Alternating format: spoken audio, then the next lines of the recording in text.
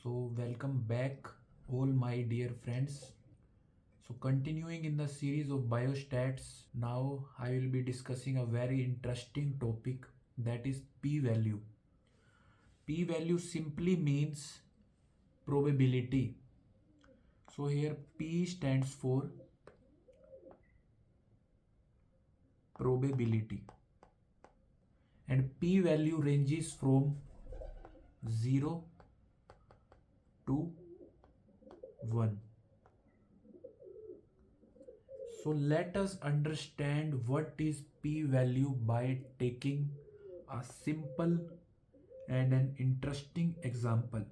Let us suppose there are 200 diabetic patients in AIMS Rishikesh diabetic OPD on 18th December 2024.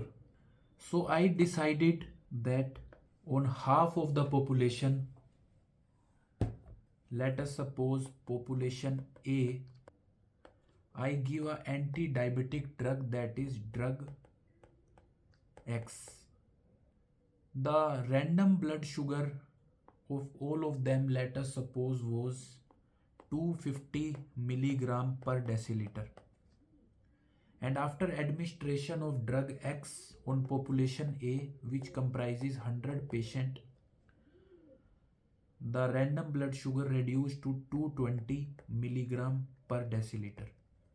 And on population B, that is rest 100 patients, I gave drug Y, and the random blood sugar came out to be 240 milligram per deciliter.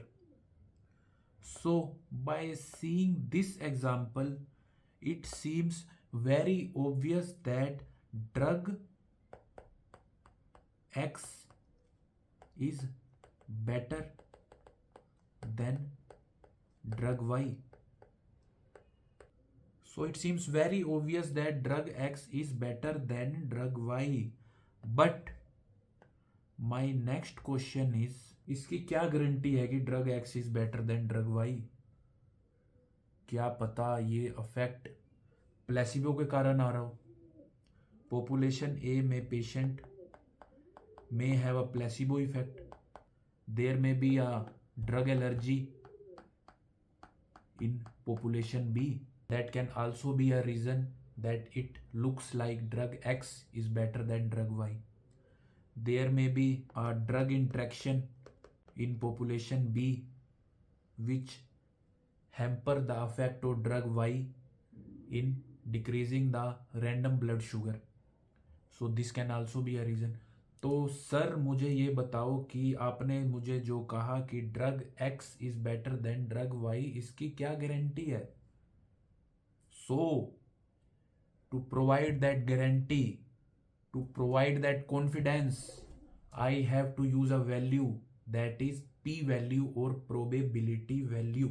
So I put all the data which I have discussed with you in the computer system.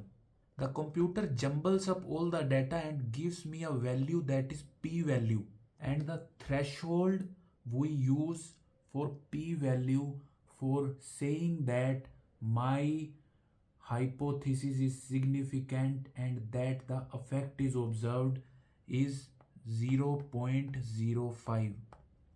If p value is less than 0.05, then I can say that drug X is better than drug Y. And if p value is more than 0.05, then I can't say that drug X is better than drug Y.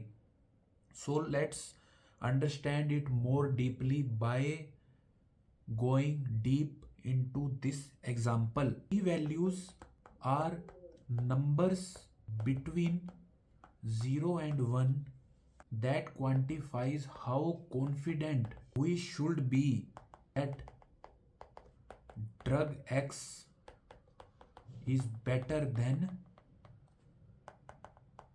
drug Y.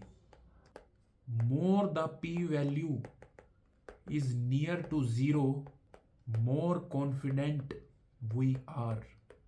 So are you following me? I took 200 patients from the diabetic clinic in AIMS Rishikesh. In 100 patients I administered drug X, and in the rest 100 patients I administered the drug Y. In patients in which I administered drug X, the random blood sugar decreased up to a much significant amount than as compared to drug Y. So I said that drug X is better than drug Y, but it can be due to a placebo effect, it can be due to a bad drug interactions in case of drug Y, it can be due to drug allergy in case of drug Y. तो sir इसकी क्या guarantee है कि जो आपने बात कही वो शायद किसी चांस के कारण आपने कह दी हो, वो शायद एक तुक्का लग गया हो, वो शायद किसी प्लेसिबो या ड्रग इंट्रैक्शंस के कारण आ गया हो आपका इफेक्ट. तो इस बात को कंफर्म करने के लिए हम निकालते हैं P value which is generated by a computer. If P value is equal to 0.05 or less than 0.05, it is clear that the effect is found. Drug X is better than drug Y, and the observation we are getting is not just by chance. So now let us suppose in 100 diabetic patients, as I have discussed with you in the previous example, with RBS of 250 milligram per deciliter, and in another 100 diabetic patients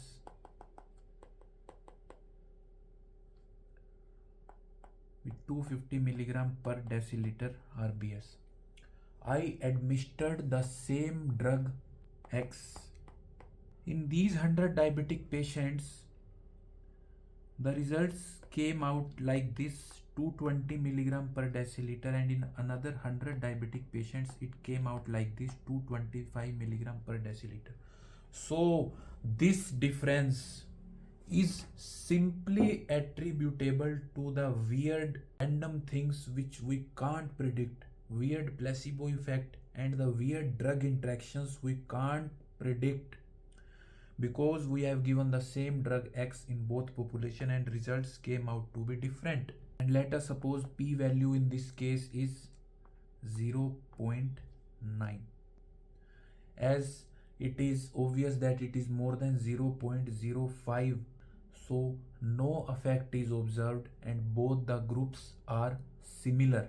So the difference can be attributable to weird random things which we can't predict, strong placebo or very rare drug interaction.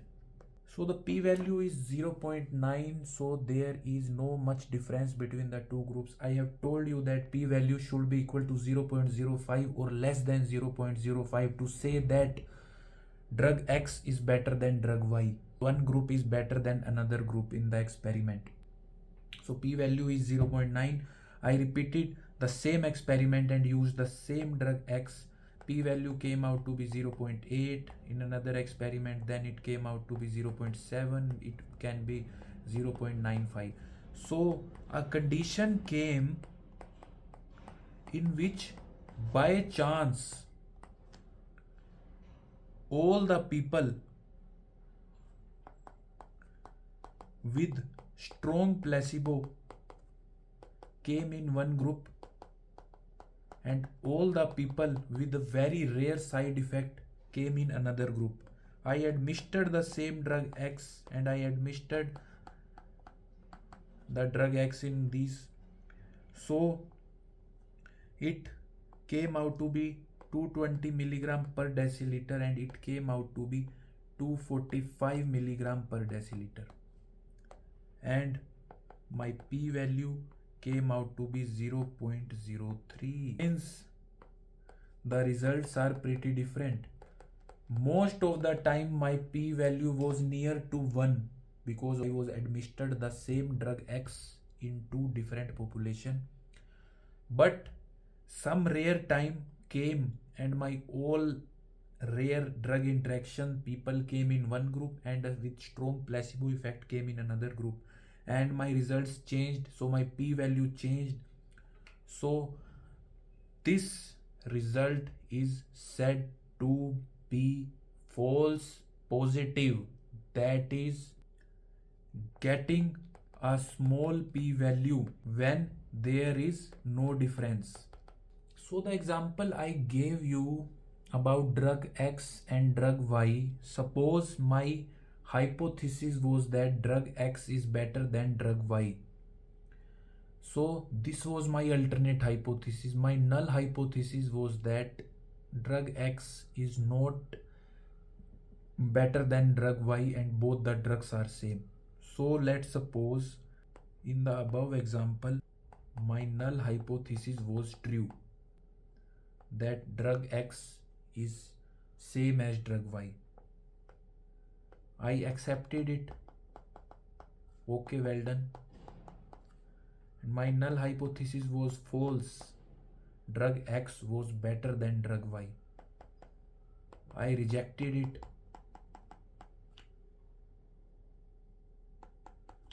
Then it is also okay. But if my null hypothesis is true and I rejected it, then it is type 1 error. And if my null hypothesis is false, but if I accepted it, then it is type 2 error. Null hypothesis true, null hypothesis false. TR true, rejected, and it is FA, F false, and A accepted. T has one horizontal line, type 1 error. F has two horizontal lines and it is type 2 error. So this is some tricks to remember the type 1 and type 2 error. Null hypothesis true and rejected in type 1 error. Null hypothesis false, accepted in type 2 error. So let us see the p value in the normal distribution curve. I have told you about normal distribution curve in the previous videos.